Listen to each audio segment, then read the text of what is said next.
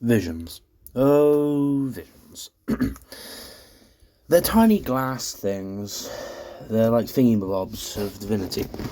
And they are usually little orbs or foci, according to the game, that humans get as a reward for their ambition. Well, usually they do. There are some exceptions, maybe. I think in some character stories, there are some who just kind of just got out of nowhere. Well, what they do give is the wielder the ability to harness power of the seven elements, which are Animo, Geo, Electro, Dendro, Hydro, Pyro, Cryo, and Dainsleif. Just kidding, Dainsleif doesn't have a vision, but he has his own weird element. We'll talk about that. Maybe we won't, actually. There's not really enough information on that. Anyways, they are the seven elements of Teyvat that visions can use. So, where do visions come from? They come from the gods who have dominion over Teyvat, not the seven archons.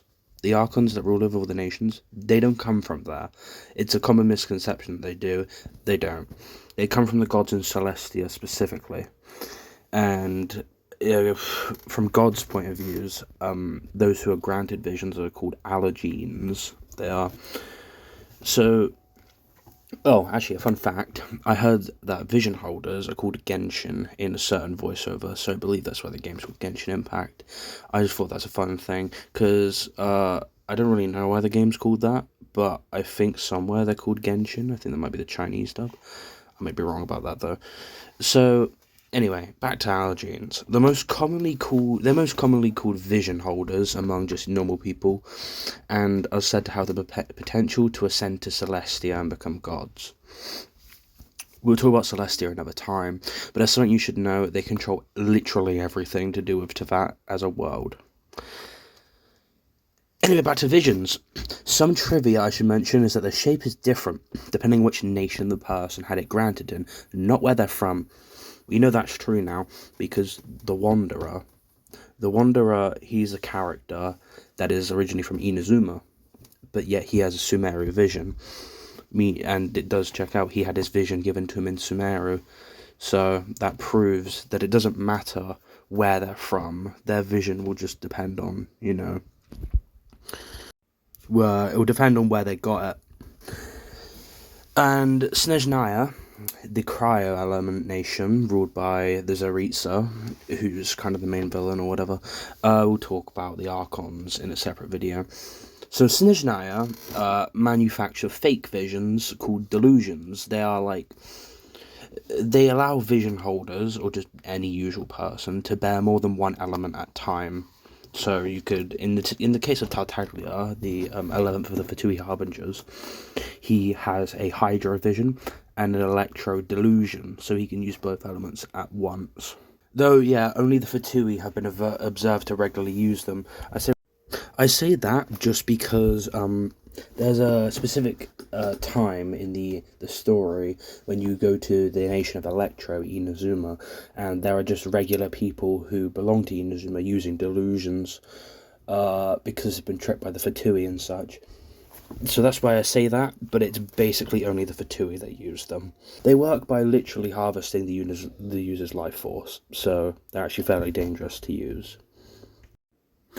There are also these other things called masterless visions.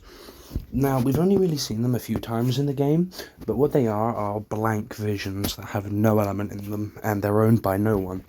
So, if a vision holder dies, or abandons their vision for a very long time, it's been as in Diluc's case, he gets rid of his vision for a few years, but then picks up again, and it's still Pyro, so it's not really it's not, I don't know, but I think it's if the master dies or just leaves it for a very long time, they will just be able to resonate with a new person.